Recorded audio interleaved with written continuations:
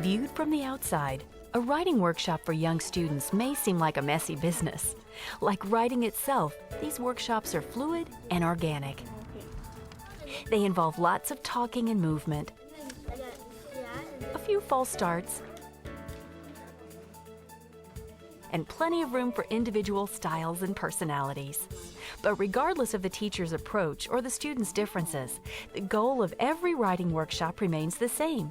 Teachers want students to understand the power of language, and they want them to become more confident and capable thinkers and writers. To reach this goal requires answers to some basic questions. What are the essential elements of a successful writing workshop? What practices support and nurture a feeling of community among writers? How can teachers adapt the workshop model to fit their own needs and situations? What specific strategies and approaches help children become more effective and independent writers? Inside Writing Communities, grades 3 through 5, a video and web-based workshop explores these questions by visiting the classrooms of 10 outstanding teachers from across the country. 16 half-hour video programs document the teachers interacting with their students and reflecting on their teaching choices and challenges. Throughout the videos, expert commentary on the teaching of writing frames and punctuates the classroom segments. The 16 videos are divided into 8 pairs, with the first video laying the foundation for a topic and the second providing an extended view of related teaching practice. Each topic is supported by rich web resources, including readings, online activities, discussion questions, and classroom applications. So let's get started. Our exploration of teaching writing in grades 3 through 5 begins with one of the most basic building blocks of a writing workshop: establishing a community of writers. For guidance, we'll turn to Isoke Nia, a national consultant on writing instruction, as she discusses how talk helps to create an atmosphere of trust and safety in the writing classroom. When I think community, first of all, when I think writing workshop, I think of it being a very structured place, a place where there's love, and there's trust, and there's risk-taking, and that most of that love, trust, and risk-taking is built in with talk. I don't know how to say how important talk is. That initially, say September of any writing workshop would be, yes, we have our pens, and yes, we have our paper, and yes, we have our writing notebooks, and yes, we have our books, but even before any of those things became tools that we understood and we used, we'd have our own voices. That everybody would get a chance to have a voice in the classroom, that we'd start learning each other as writers through our conversations. To ensure that every student's voice is heard, teachers need to structure the writing workshop to include many opportunities for conversation. And it's important to allow students to talk about their personal experiences as well as their writing work. In Northampton, New Hampshire, 5th grade teacher Nicole Outson accomplishes this goal with a morning meeting. Students chat with a peer about what's going on in their lives, and then their partner shares the information with the whole group. When sharing time is over, Nicole leads the children in a greeting activity that underscores the respect that everyone in the class feels for each other. Greg, what's going on in William's life? Well, last night he found out that his brother got married. So. What? He's gonna get married again for like my whole family to see it, but he got married with his girlfriend. So, and I've never even met her yet. Have your parents met her yet? I don't think so, but we've seen pictures of her. Wow. Oh, yeah, his sister-in-law. Wow. 23. Where is he stationed right now? North Carolina. He's gonna get out of the army in like July. And is he gonna come home? Yeah. With his he wife? might go to Coast Guard in Florida, but. Wow, okay, that's huge news. That's exciting. Nothing too much going on. Greg, was there anything else that William told you that you wanted to share about that? Over the weekend, he went biking with some of his friends out on the nature trail, and he had a baseball game where they was pitching to this guy who was trying to show off, and they kept on striking him out. And then there's another guy he pitched to, and that he hit the ball that went right between his legs. And after the game, I saw him crying. Wow. I think you might have the News of the Day award, William. A lot going on in your life. Yikes. So I think that that's one of the reasons that I like that greeting, is to get them to make eye contact with each other, to get them more comfortable sitting down and really talking face to face with another kid, because they're so used to the teacher being the mediator of those kinds of conversations. And I want to remove myself as much as possible. Excellent listening today. People were listening really well to each other in pairs, so you were able to really tell us what's going on in people's lives. And then you had good questions for everyone else who shared. Awesome job today. Let's stand up. We're going to do a really quick greeting, just a good morning, and then we're going to move on with our day. Good morning, Maddie. Good morning, Andy. Good morning, Keegan. Good morning, Maddie. Good morning, Julie. Good morning, TJ.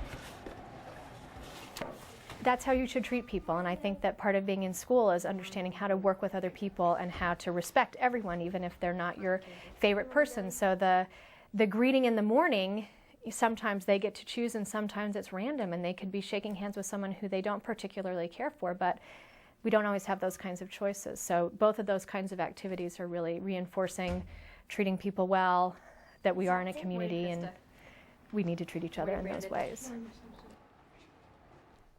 Like Nicole, Latasha Rowley, a third-grade teacher from Indianapolis, understands the role personal experiences play in a successful writing workshop. After Latasha reflects on the importance of sharing these experiences, both in writing and in conversation, we go to her classroom, where another morning meeting is taking place. In the writing workshop, I find that a lot of emotional things come out of the writing. Many students who will not share with conversation and talking will write it down. And that gives me a lot more insight into that student and what they're dealing with. And I find that I can connect with them a different way with a personal experience that I might have that's similar to theirs. And that bridges the gap between us. And a lot of times when we have that kind of relationship, the students are more, I guess, willing to open up and share things that they probably wouldn't normally share. I love my dog because he loves me too. I'm so sad that other people don't have dogs. I wish everybody had dogs. Thank you for sharing. Donna. We getting our roof fixed because when it was raining, water was coming from our roof, and then it was gonna leak in my mommy and daddy room, so they fixed the whole roof. And now we getting new carpets on Saturday, and then we're gonna get our wall painted.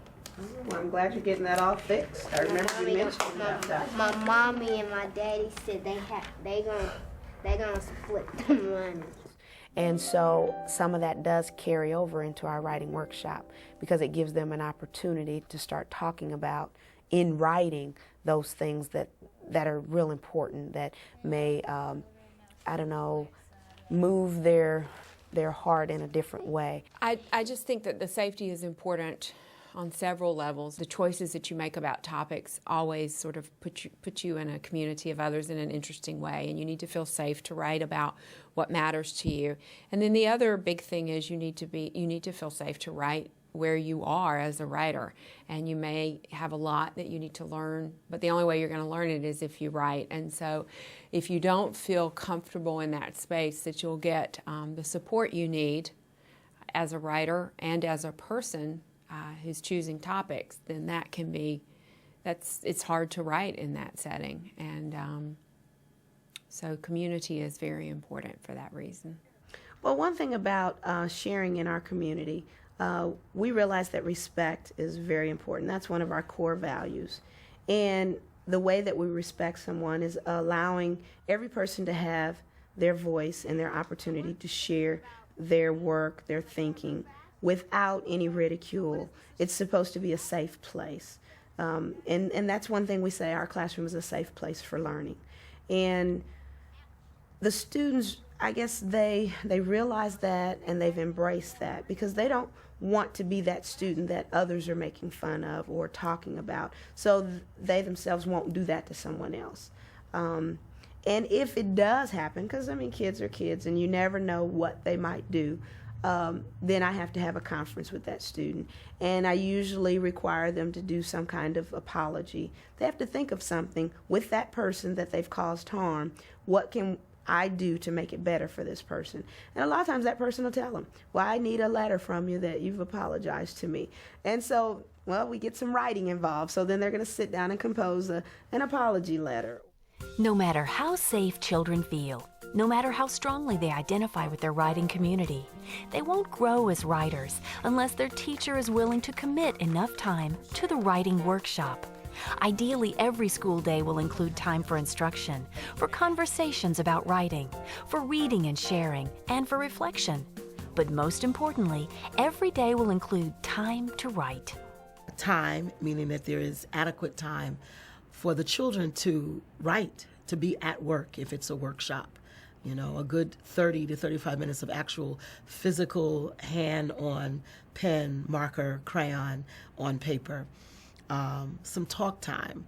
And I mean time for them to talk to each other, for the teacher to talk to them, and for everybody to kind of have conversations around the work they're doing. In Mesa, Arizona, third grade teacher Jeannie Boyarsky builds all the components of successful workshops into her instruction. We join the class as Jeannie is talking with a student about a personal narrative she's planning to write.